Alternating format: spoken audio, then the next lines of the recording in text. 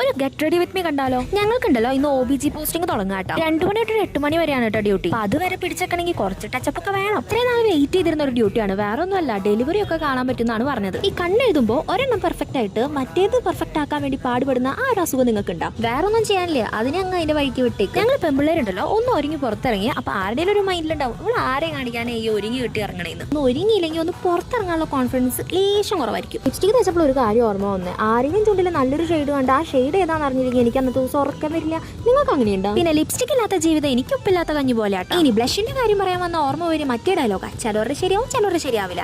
എന്റെ ശരിയായോ ശരിയായില്ലെന്ന് ഇപ്പൊ കാണാം. എന്തായാലും ഈ കോലത്തിൽ എനിക്ക് എന്തായാലും ഇറങ്ങാൻ പറ്റിയെന്ന് മനസ്സിലായി. ഇതെന്റെ റൂംമേറ്റ് സാനി, ഒരു ഹായ് കൊടി. ഇനി ഇവിടെ തട്ടിത്താണ് നിന്നിട്ട് കാര്യമില്ല കേട്ടോ, നമുക്ക് പോകണം കോളേജിലേക്ക്. കാരണം ബസ് 1 മണിക്ക് എടുക്കുന്ന പറഞ്ഞോണെ. അങ്ങനെ വാച്ചിടാൻ നോക്കിയപ്പോഴാണ് അയൺ ബോക്സ് കൊണ്ട് കൈ പൊള്ളിയ കാര്യം ഓർമ്മ വന്നത്. പോട്ടിയ പുല്ലെന്ന് പറഞ്ഞ് അതൊക്കെ ഇട്ട് റെഡിയായി. ഇനി നമുക്ക് പോവാം. അയ്യോ പക്ഷെ ഒരു കാര്യം മറന്നു, ID കാർഡ്. അതൊക്കെ ഇട്ട് പോവാൻ നിൽക്കുമ്പോഴാണ് സ്പ്രേ അടിച്ചില്ല. ഈ ഒരു മറവി കൂടിയോന്നൊരു ഡൗട്ട്.